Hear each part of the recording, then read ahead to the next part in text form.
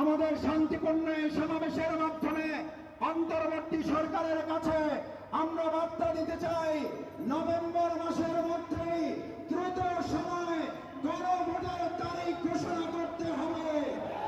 আমাদেরকে নির্বাচনের মাঠ থেকে আন্দোলনের মাঠে রাখার যে ষড়যন্ত্র, এটা আর বেশি দিন বাস্তবায়ন হতে দেবে না।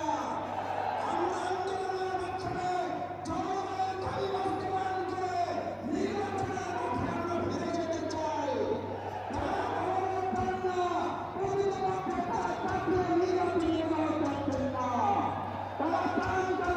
নির্বাচন হতে না পারে, তাই আজকে আমরা আমাদের উপস্থিত ভাইয়ের আন্দোলন তাদেরকে অনুরোধ করতে চাই।